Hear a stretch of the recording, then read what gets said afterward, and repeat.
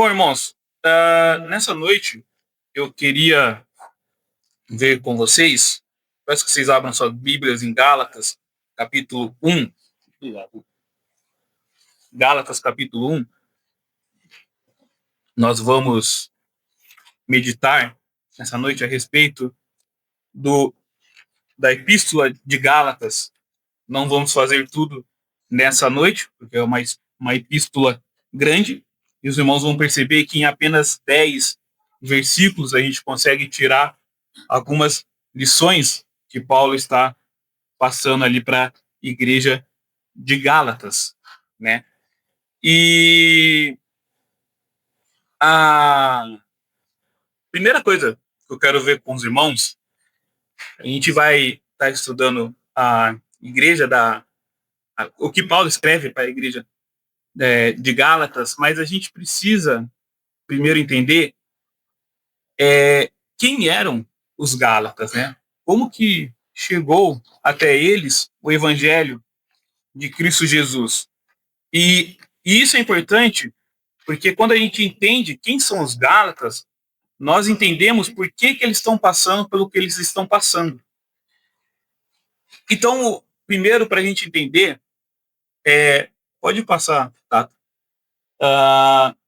Tem um pequeno mapa aí da época de Paulo, mostrando aonde ficava mais ou menos a Galácia. Quem eram os Gálatas, então, né? Os Gálatas, eles eram uma província romana que incluía a Licaônia, a Isáuria e partes da Frígida, da Pisídia, região da Turquia, hoje, né? E pode passar de novo, os irmãos verem, tem um outro mapa aí, que realmente aonde está... Não, volta um. Isso. Aonde está a Turquia? Cadê? A Turquia está aqui embaixo. Aonde está a Turquia é onde ficava os Gálatas. Pode passar para as viagens de Paulo, que a gente já vai entrar lá. Então, quem eram esse povo, né, da Galácia? Eles nada mais eram do que uma tribo celta, que eram descendentes dos gauleses, que tinham vindo originalmente da área conhecida como França. Então, eles estavam na França, desceram para Roma, invadiram a Grécia e chegaram ali na região da Turquia e ficaram ali em Gálatas. Os gauleses, se os irmãos têm dúvidas, quantos aqui já assistiram Asterix e Obelix? Eram exatamente esse.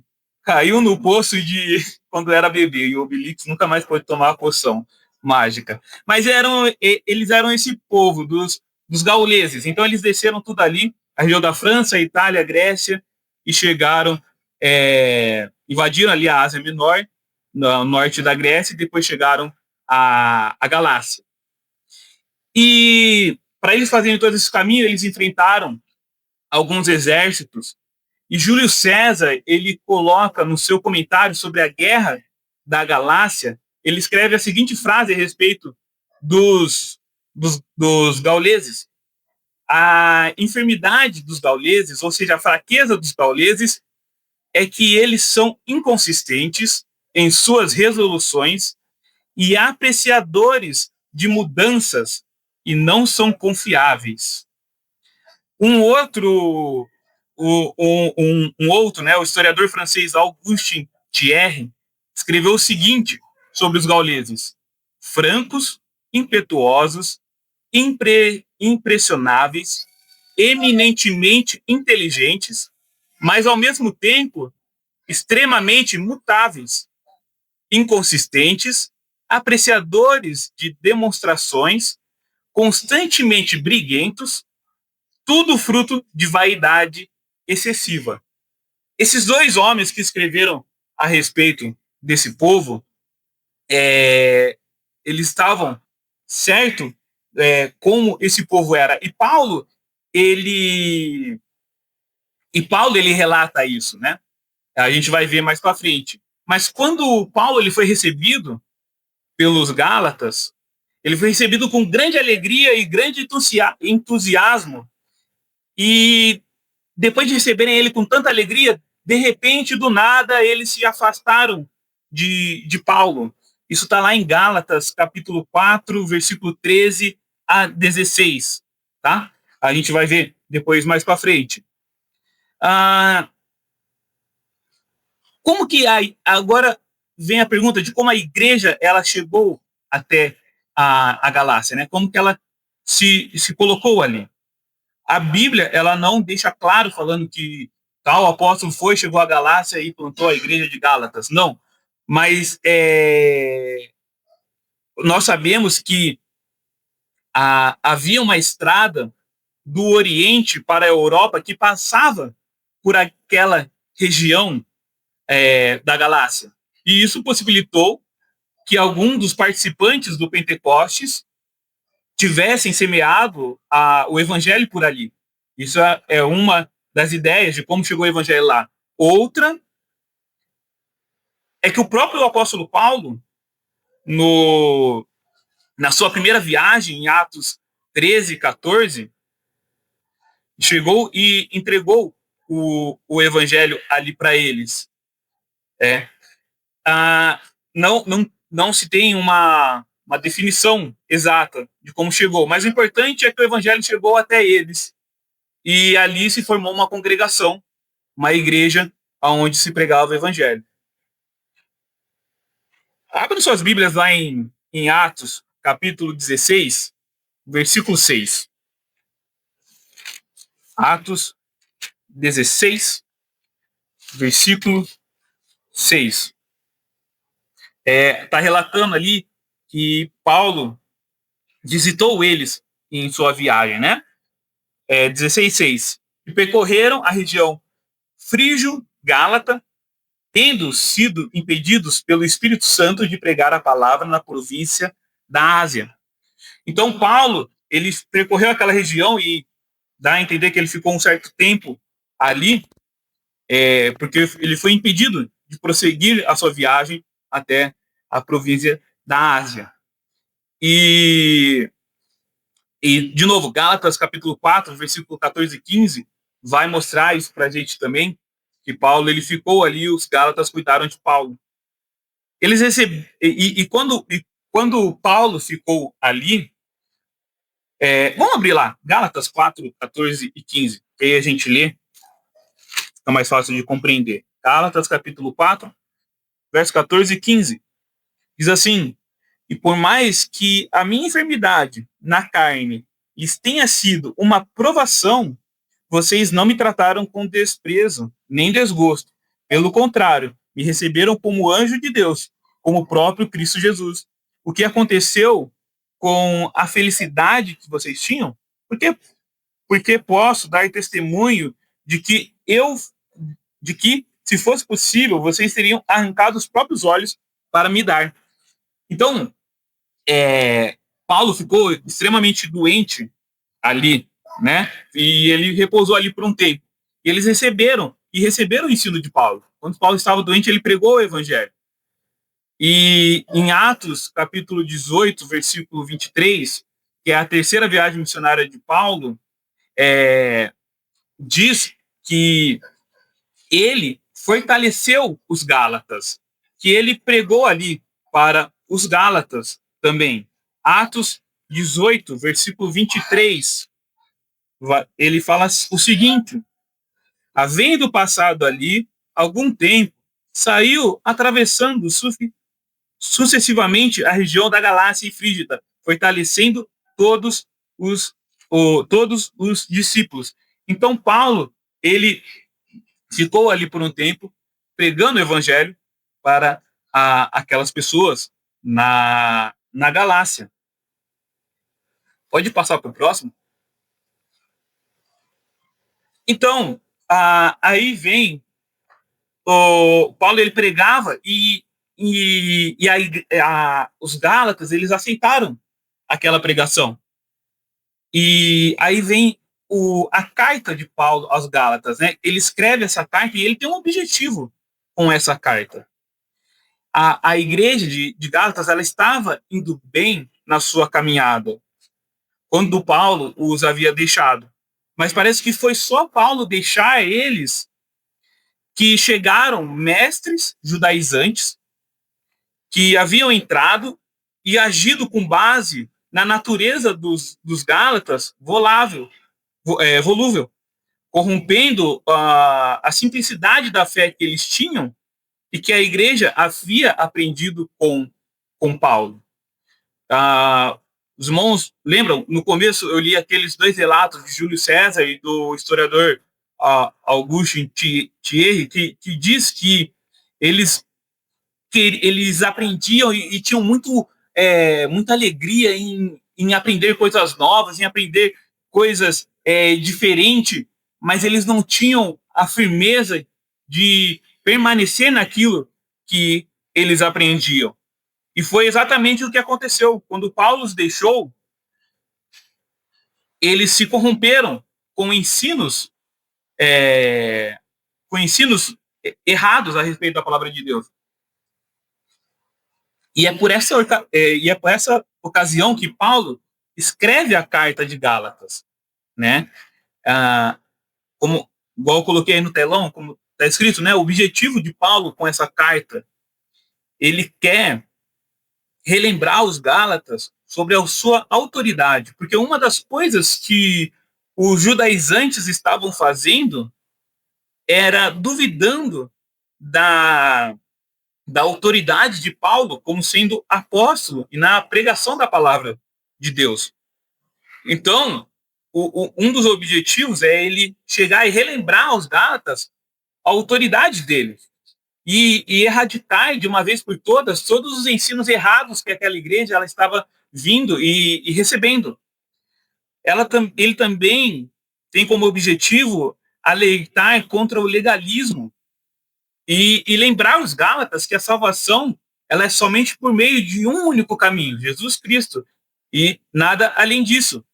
E também ele quer mostrar o valor da liberdade cristã, que a partir do momento que nós aceitamos a Cristo, nós somos libertos, mas essa liberdade ela não vira uma libertinagem, ela é uma liberdade do pecado. E Paulo ele tem como objetivo, então, na sua carta, trazer tudo isso à memória dos Gálatas para que eles possam voltar ao verdadeiro evangelho, né? Os judaizantes, o que eles estavam fazendo era falando para os Gálatas que a salvação ela não era somente por meio de Cristo Jesus, mas ela era também pela obrigação do cumprimento de leis que os judeus faziam e praticavam. E eles precisavam fazer isso para poder também ter a salvação em Cristo Jesus. E se a gente parar um pouco e analisar hoje, em dia as nossas vidas, nós vemos um movimento muito crescente dentro de algumas igrejas evangélicas, recebendo cantores, atores, atrizes e famosos e tudo mais, onde essas pessoas que têm uma certa influência, que não conhecem a palavra de Deus e não entendem a salvação, elas acabam querendo influenciar pessoas que estão numa gelatina de fé, onde qualquer vento já balança toda a pessoa, e querendo colocar para ela que a salvação ela é por meio de Deus, mas a gente também pode fazer algumas coisas, porque se Deus nos salvou, ele não vai tirar a nossa salvação. Então, porque ele me salvou, eu posso chegar e fazer os meus pecados. Já sou salvo mesmo, então não preciso ter uma certa obrigatoriedade com a palavra de Deus. E Paulo ele quer bater esses falsos ensinamentos que os Gálatas haviam recebido desses judaizantes.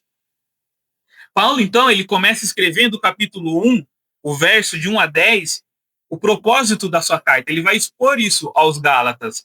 E esse começo, ele nada mais é do que o prefácio da sua carta aos Gálatas. Pode passar para o próximo slide. Do verso 1 até o verso 10. Esse é o prefácio. Não, pode voltar, só deixa no prefácio. Então, começando pelo verso 1, que diz assim: Paulo, apóstolo, não da parte de pessoas, nem por meio de homem algum, mas por meio de Jesus Cristo e por Deus Pai que ressuscitou dos mortos. Paulo, ele já está no primeiro verso da sua carta se declarando apóstolo, mas ele já deixa claro que ele é apóstolo não por meio de profeta, não por meio de homens. Não foi alguém que chegou para ele e o definiu como apóstolo, chegou para ele, fez um culto especial, falou: agora o irmão Paulo é apóstolo de Cristo Jesus. Não foi assim que aconteceu, né? Ele vai defender o seu apostolado, não por parte dos homens, mas por parte de Jesus Cristo e por Deus Pai que ressuscitou dos mortos. Aqui no versículo 1, ele deixa claro que seu apostolado não veio de mãos humanas, mas do próprio Senhor. E a gente consegue ver isso lá em Atos, capítulo 9, versículo 15. Atos, capítulo 9, verso 15. Diz assim: Mas o Senhor disse a Ananias: Vá, porque este é para mim um instrumento escolhido para levar o meu nome diante dos gentios e reis, bem como diante dos filhos de Israel. Aqui é aquela visão, aqui é Ananias sendo chamado por Deus para ir até a rua chamada Direita e encontrar Paulo. E Ananias fala assim: Senhor, o senhor está ficando maluco, se eu for lá, Paulo vai me matar, ele mata cristão. Aí o Senhor fala para Ananias: vá, porque ele está orando. Isso, né? Ele fala, isso, verso 11. Ele está orando. E numa visão viu entrar um homem chamado Ananias e impor-lhe as mãos para que recuperasse a vista. Então, Deus já havia separado de Paulo para poder fazer o trabalho de ir pregar o evangelho. Assim como os apóstolos estavam indo e pregando o evangelho. Então ali ele deixa bem claro que o seu apostolado ele veio por parte de Cristo Jesus e Deus Pai. E no mesmo versículo, no versículo 1, ele relembra os Gálatas da divindade de Cristo, colocando Jesus e Deus Pai como estando no mesmo pé de igualdade, os dois com a mesma natureza divina. Porém, logo em seguida, ele menciona que Deus Pai ressuscitou Jesus dos mortos. E Paulo faz isso porque ele tem razões para lembrar ele faz isso porque ele tinha boas razões de lembrar aos Gálatas que Jesus ele morreu e ressuscitou dos mortos. Isso ele já estava começando a defender a salvação somente pela ressurreição. E a ressurreição é a prova completa da santificação de Deus com a obra de Cristo para a nossa salvação. E para Paulo, era evidente que os Gálatas não estavam completamente satisfeitos com a obra salvadora de Cristo, pois queriam, de um certo modo, aperfeiçoar essa obra, adicionando algum esforço em guardar a lei que os judaizantes estavam falando para ele. Engraçado que qualquer tipo de esforço que nós possamos fazer ou entregar a Deus não é nada. É como Isaías fala em Isaías 64:6, ele fala que as nossas obras de justiça são trapos de imundície. Então não existe nada, aquilo que nós possamos fazer, aquilo que nós possamos falar, que possa ajudar de alguma maneira a nos salvar. Debaixo do telão está escrito: disse-lhe Jesus, eu sou o caminho, a verdade e a vida. Ninguém vem ao Pai senão por mim. Então, Jesus é o único caminho para poder chegar até o Pai. Os Gálatas haviam esquecido isso. E, às vezes, a gente pode pensar até em julgar os Gálatas. Gálatas burros, parece que não havia aprendido nada com Paulo.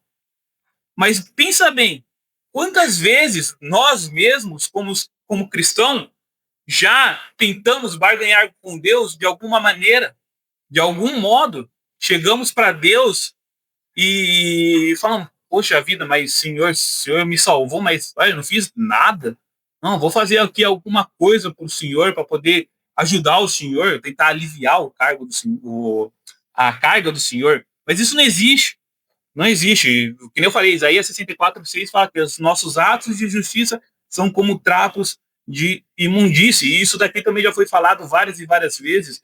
Pastor Ronaldo, pastor Fábio, usam também, já usaram em outros sermões esse mesmo versículo. Por quê? Porque nós não podemos fazer nada para chegar até a salvação por meio das nossas obras, né? Eu tenho lá no serviço, tem um rapaz que trabalha comigo, ele é espírita, e agora chegou um outro rapaz lá também, que também é espírita, e toda vez que eu tenho uma oportunidade, eu falo para eles que a salvação é somente por meio de Cristo Jesus, o sacrifício dele na cruz. O Espiritismo prega muito a questão de você tem que ser uma pessoa boa, você tem que fazer coisas boas, porque na sua próxima reencarnação você vai vir melhor e não sei o que e tal. Mas isso não existe. Acabou este mundo, fechou os olhos para esse mundo, você vai ou para o céu ou para o inferno. É simples assim. E as nossas obras não podem fazer nada para nos salvar do destino que vamos tomar. Versículo 2 diz assim: que todos os irmãos que estão comigo, as igrejas da Galácia. Versículo 2, Paulo, ele é sucinto. Ele não quer prolongar o seu cumprimento à igreja de Gálatas. E é engraçado isso, porque se nós pegarmos outras cartas que foram escritas por Paulo, ele começa elogiando a igreja e falando a respeito exaltando os irmãos ali, dando força aos irmãos e tudo mais, né? Filipenses, ele fala, Paulo e Timóteo serve de Cristo Jesus a todos os santos em Cristo Jesus, inclusive os bispos, diáconos que vivem em Filipos. Que a graça e paz de Deus, nosso Pai, e do Senhor Jesus Cristo estejam com vocês. E aí ele começa, dou graças a Deus por tudo que lembra de vocês, e tudo mais, tal. E algumas outras cartas ele faz a mesma coisa. Então ele tinha esse costume de, quando ia escrever as cartas, colocar saudações prolongadas, usando termos como aos santos, aos fiéis em Cristo Jesus, à igreja de Deus e tudo mais. E aqui ele, resumidamente, a todos os irmãos que estão comigo, as igrejas da Galácia. Somente. E isso mostra aos Gálatas que o assunto que Paulo ele tinha para tratar com eles era um assunto urgente. Era um assunto que não podia esperar. Não podia ter toda essa pompa de saudação prolongada e tudo mais. Mas era um assunto urgente. Paulo entendia que se ele não falasse de modo urgente para esses irmãos, logo eles estariam sendo enganados por um evangelho falso e que eles estariam em condenação, indo para o inferno, porque eles estavam rejeitando a obra salvadora de Cristo Jesus. Então Paulo ali, ele é direto. E às vezes, irmãos, nós precisamos também ser diretos quando nós vamos pregar a palavra de Deus, quando nós vamos falar a respeito da salvação em Cristo Jesus. Porque hoje eu posso ter a oportunidade com alguém que eu encontro na rua, com alguém do meu serviço, com algum cliente que eu converso, mas amanhã talvez eu não vou ver mais essa pessoa, talvez eu nunca mais vá ver essa pessoa ali na minha vida. Então, a pregação do evangelho, ela é e precisa ser feita de modo urgente, né? Não de modo desleixado, mas de modo urgente. Versículo 3, Paulo ele diz assim, que a graça e a paz estejam com vocês, da parte de Deus, nosso Pai, e do Senhor Jesus Cristo, o qual entregou a si mesmo pelos nossos pecados, para nos livrar foi só o versículo 3. Que a graça e paz estejam com vocês, da parte de Deus, nosso Pai, e do Senhor Jesus Cristo. Paulo ele usa essas duas palavras, graça e paz. E a carta aos Gálatas, ela vai tratar muito dessas duas palavras, de graça e de paz. Graça, a gente sabe, está cansado de ouvir que é um favor imerecido, algo que nós não merecíamos e nós ganhamos. A bondade de Deus em favor dos nossos pecados. E a paz é o resultado que a graça fornece quando um pecador recebe o Salvador. E esse pecador que recebeu o Salvador Jesus Cristo, ele desfruta de paz com Deus.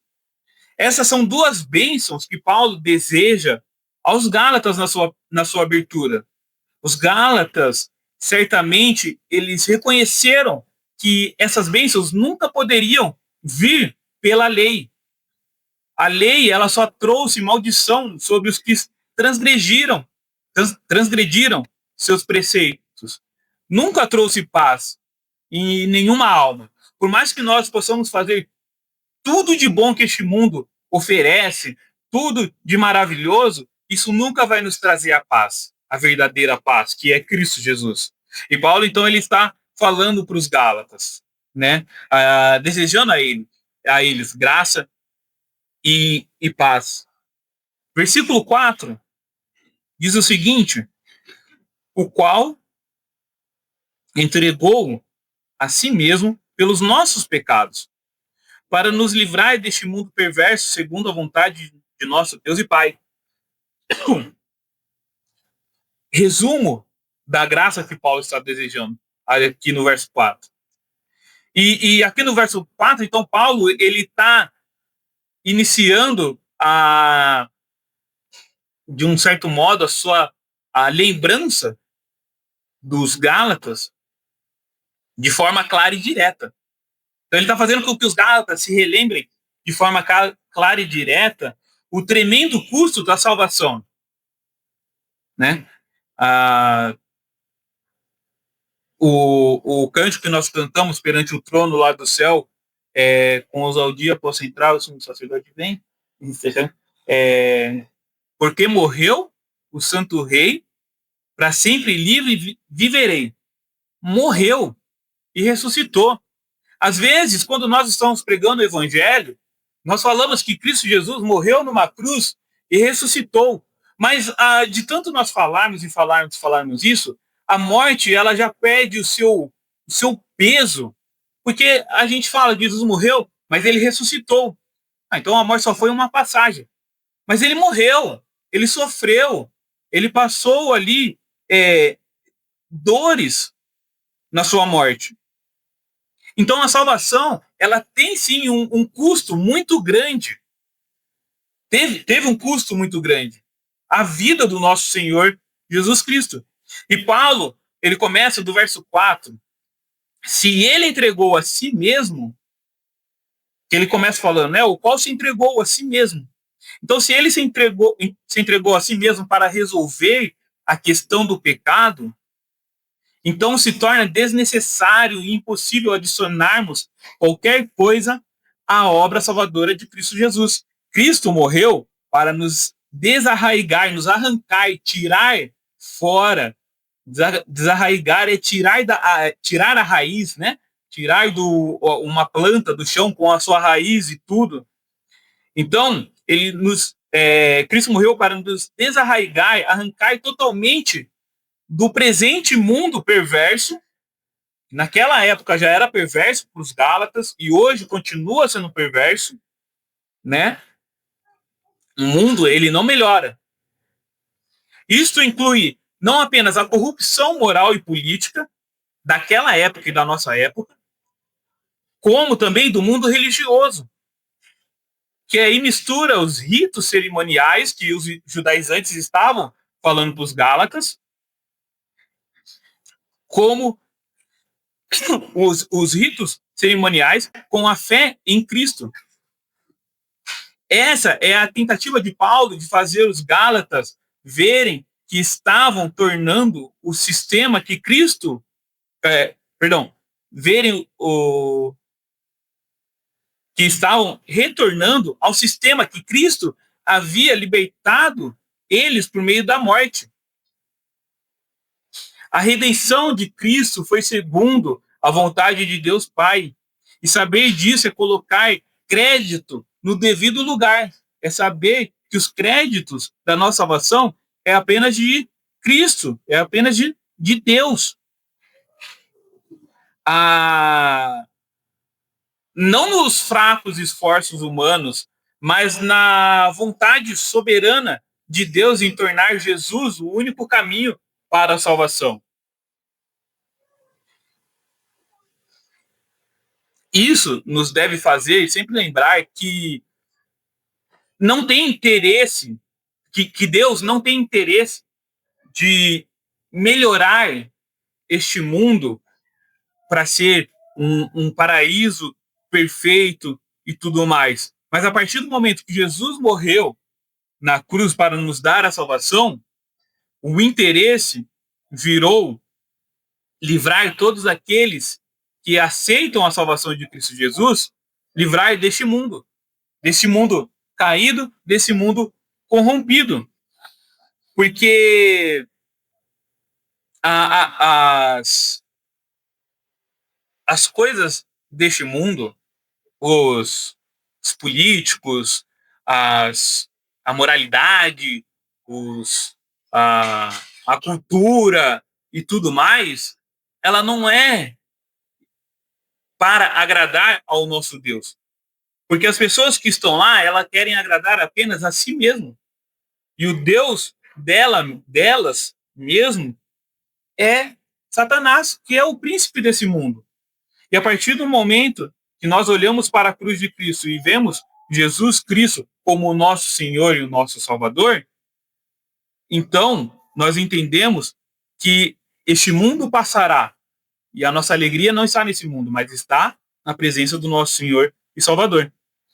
Verso 5, continuando, diz assim: a quem seja a glória para todo sempre. Amém. Toda a glória da salvação é pertencente a Deus e ao Senhor Jesus Cristo. O homem não é co-salvador por guardar a lei ou por fazer qualquer coisa. O homem, ele não tem participação direta na salvação. E aí entra naquele assunto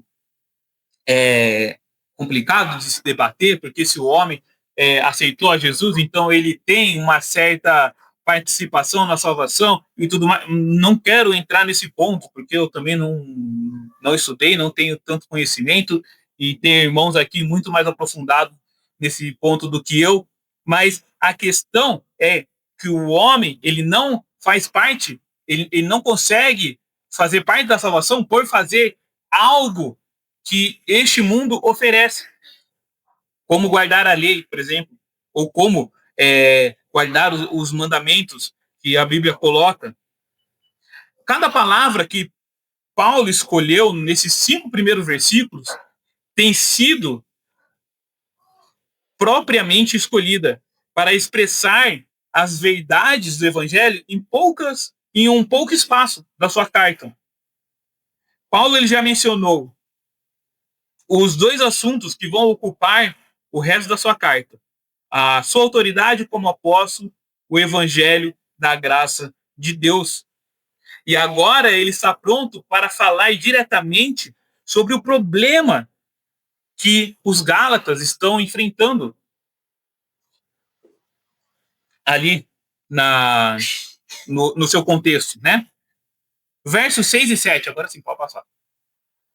Versos 6 e 7 diz assim: estou muito surpreso em ver que vocês estão passando tão depressa daquele que o chamou na graça de Cristo para outro evangelho, o qual, na verdade, não é outro. Porém, há alguns que estão perturbando vocês e querem perverter o evangelho de Cristo. E aqui fica meio confuso Paulo, porque ele fala que é um outro evangelho, mas não é outro evangelho. E aí, por isso que eu trouxe esse quadro para os irmãos a respeito da palavra outro, porque para nós brasileiros, outro é outro, né? Se não é um, é outro. E assim acabou. Mas a gente já vai chegar nessa palavra. Mas Paulo, no versículo 6 e 7, ele está, ele confronta os Gálatas por aceitarem abertamente de forma tão veloz o erro que estão dizendo para eles a respeito da salvação. Ele fica surpreso de como em tão pouco tempo eles abandonaram a verdade de Deus e aceitaram esse outro evangelho, né? E os Gálatas, eles eram assim. E, continuando, ele fala a respeito desse outro evangelho, né? Que aparece duas vezes no versículo 6 e 7. E aí é o interessante, né, da palavra do grego, porque existem dois outros. E é o seguinte, um outro é heteros, e o outro é alos.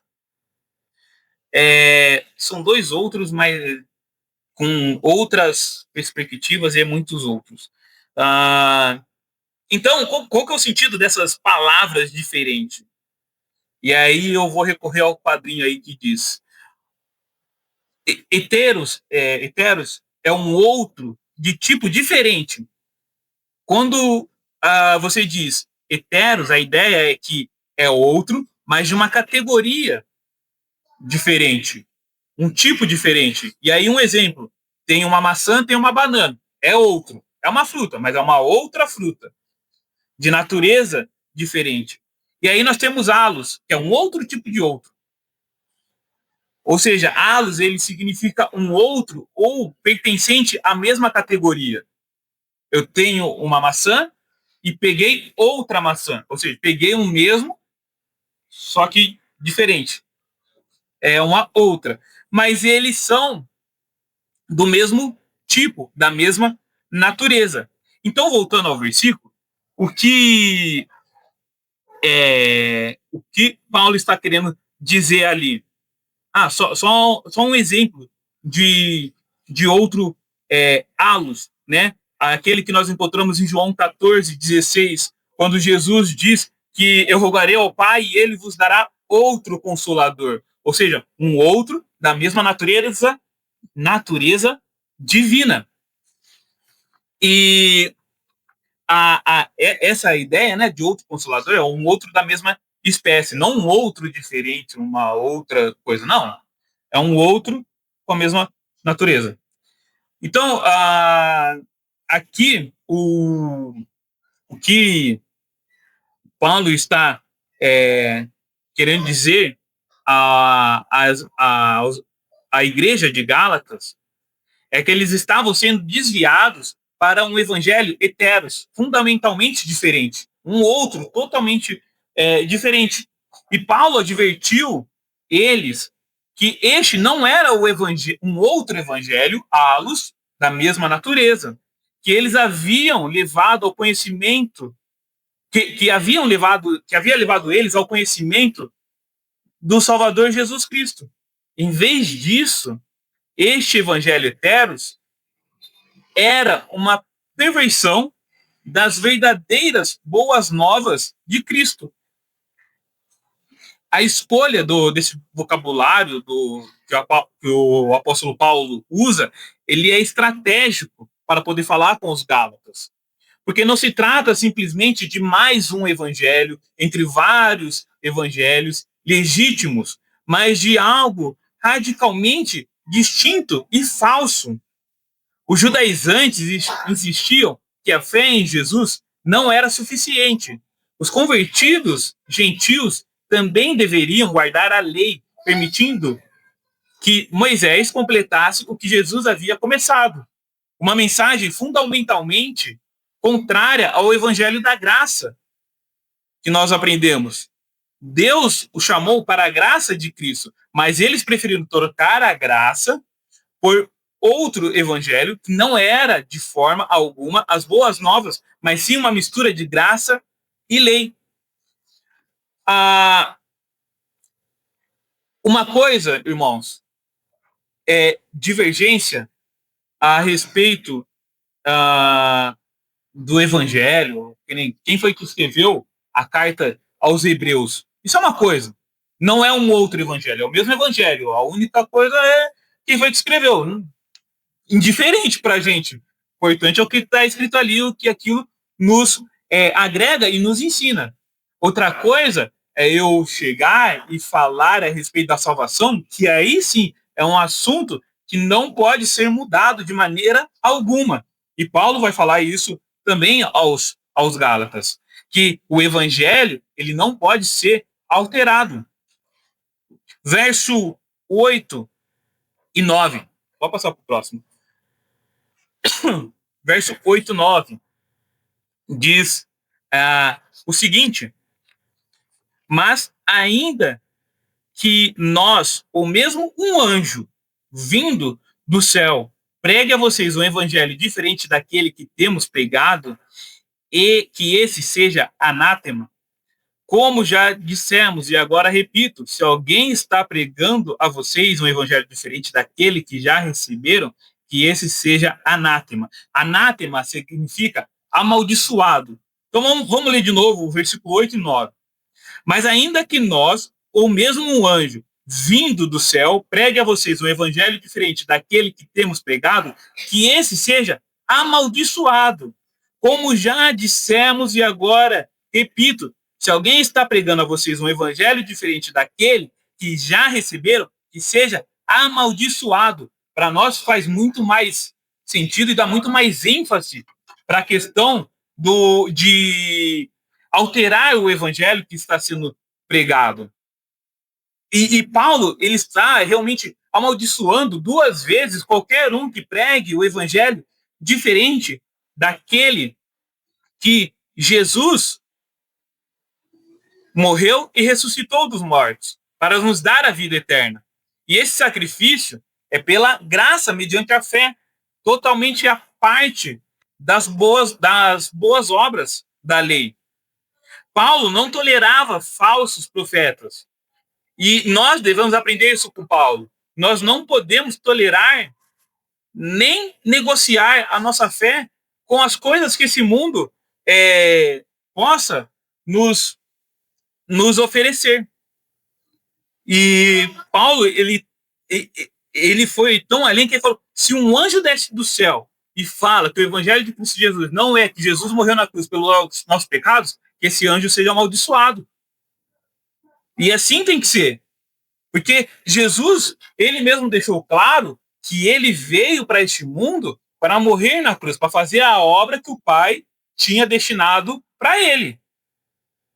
Tudo que foge daquilo é amaldiçoado. Como Jesus falou para Pedro, né? Pedro, com sua toda boa intenção, virou para Jesus e falou assim, Senhor, vamos... Em duas oportunidades, né?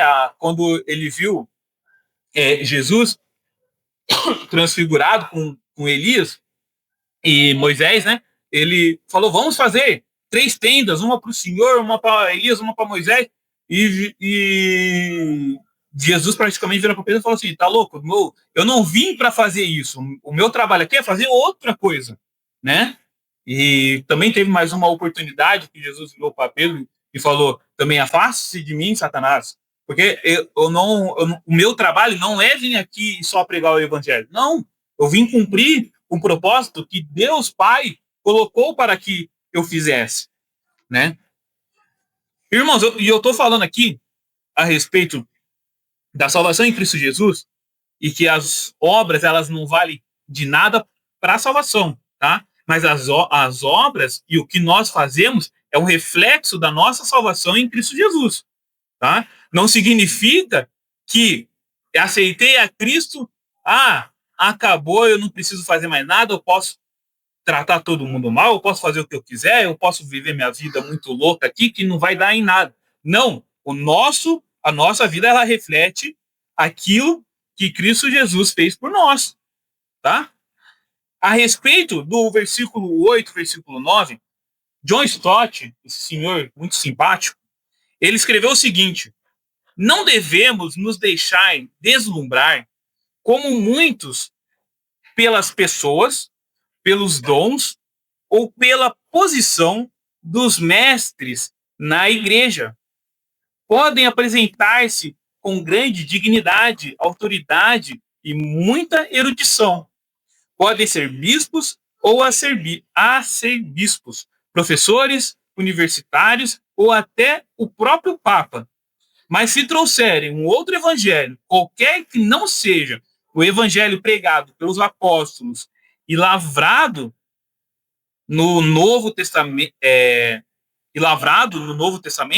devem ser rejeitados.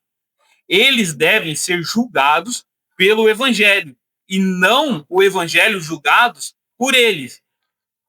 Como diz o Dr. Alan Cole, a aparência exterior do mensageiro em nada valida sua mensagem. Antes, é o caráter da mensagem que legitima o mensageiro. Isso aí ele escreveu no livro dele, Um Só Caminho, a mensagem para Gálatas. Tá? E essa afirmação desse irmão é totalmente verdadeira. Não importa quem está vindo aqui pregar, pode vir, sei lá, Hernandes Dias Lopes aqui, pode vir Augusto Nicodemos, pode vir qualquer outro pregador famoso do Brasil pregar aqui na igreja, Marcos Branconato e entre outros. Se ele chegar aqui e falar o seguinte: a salvação, ela não é somente por meio de Cristo Jesus, mas ela é também pela ação que você faz, ou ela é também pelo dízimo que você doa, ou ela é também por qualquer outra coisa, ignore essa pregação. Essa pregação não é de Deus. Essa pregação, ela passa longe do evangelho, né? Então, isso tem que nos servir de um alerta que nós não devemos negociar aquilo que nós cremos. Nós não devemos chegar e tolerar palavras, ações que desacreditem a nossa fé em Cristo Jesus. Então nós devemos proteger, assim, por assim dizer, proteger a nossa fé, que somente Jesus é o único caminho, a verdade e a vida. É Ele que nos traz a salvação. Verso 10 diz o seguinte: por acaso eu procuro agora o favor das pessoas ou o favor de Deus? Ou procuro agradar pessoas? Se ainda estivesse procurando agradar pessoas, eu não seria servo de Cristo. Paulo, no verso 10, ele está lembrando que seus inimigos estão o acusando de modificar a mensagem para agradar os ouvintes, para agradar aqueles a quem ele está pregando. Mas Paulo, ele deixa claro aos Gálatas que o propósito dele não é agradar a homens, nem buscar a aprovação de homens, mas o propósito, como filho de Deus, é apenas um. E a gente vê esse propósito lá em 1 Tessalonicenses 2, versículo 4. 1 Tessalonicenses 2, verso 4.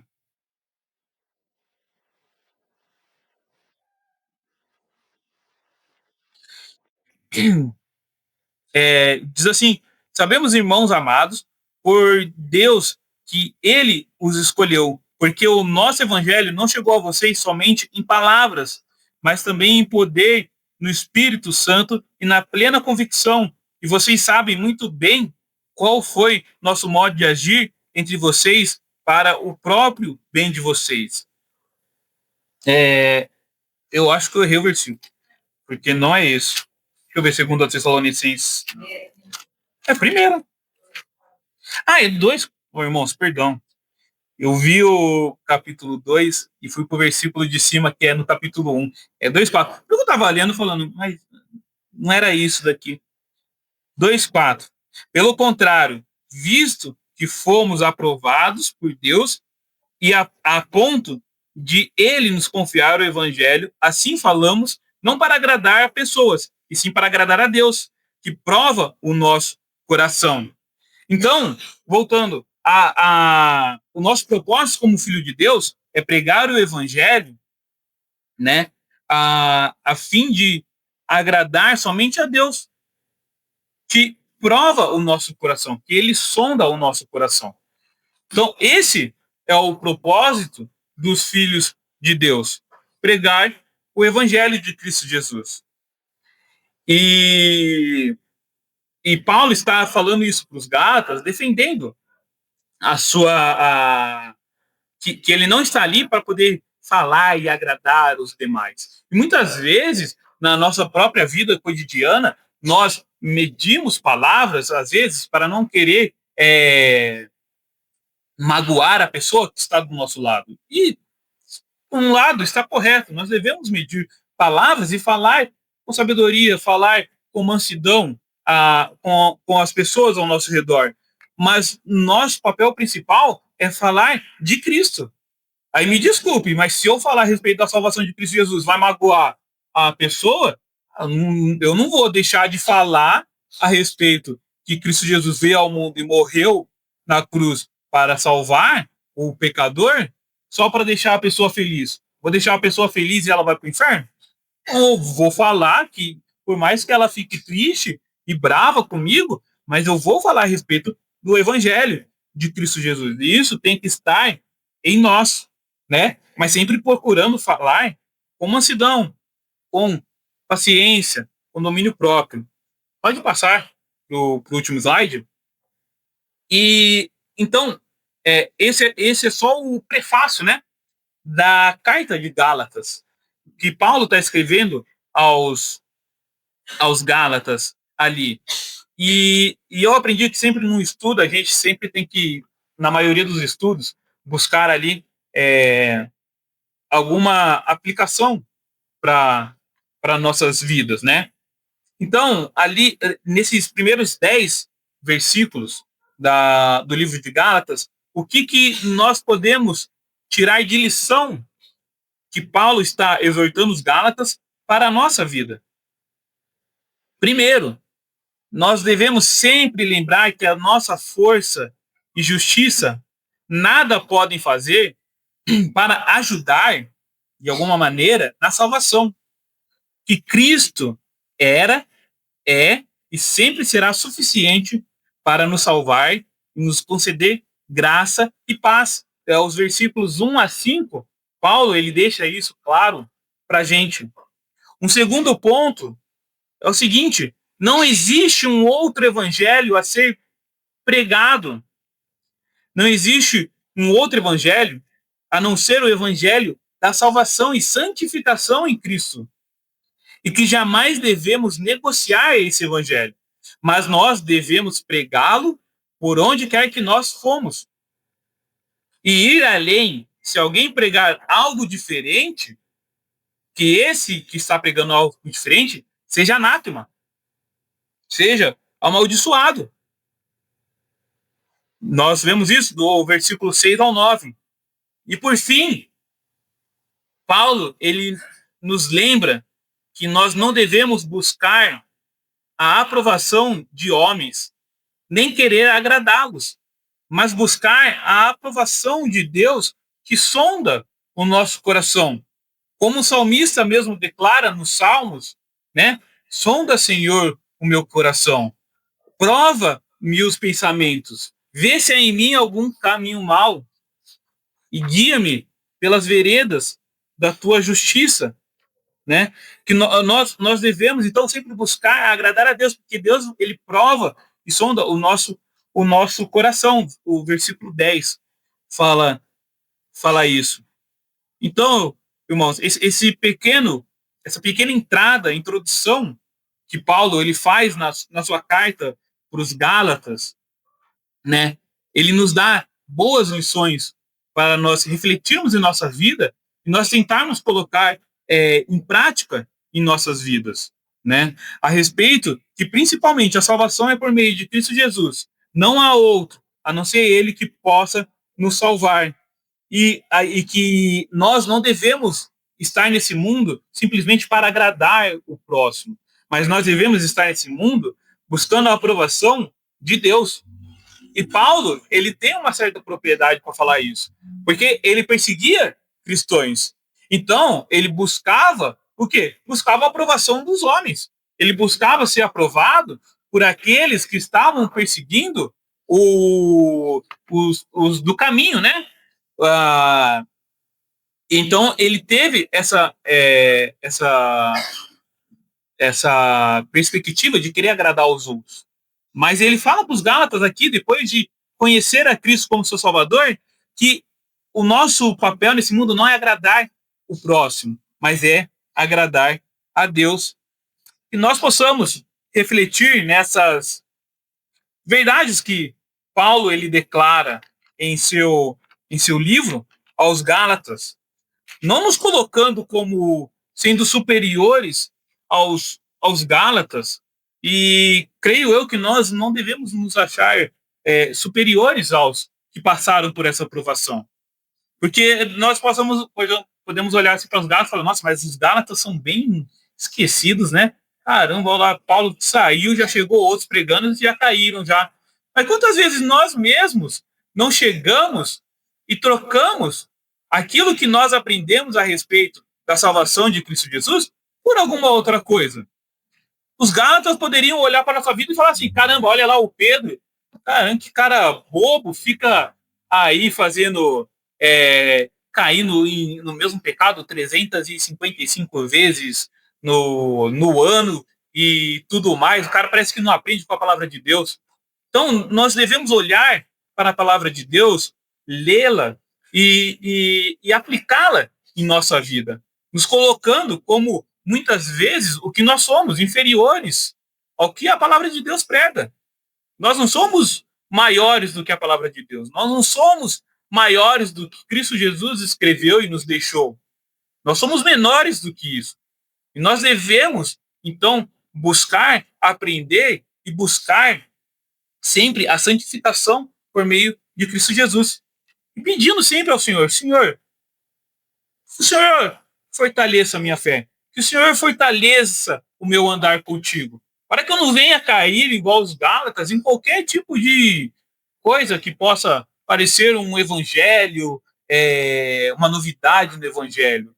Mas eu permanecer firme no teu evangelho, que é o único que tem poder para nos salvar. Amém? Bom, irmãos, os avisos que nós temos aí para a semana, na terça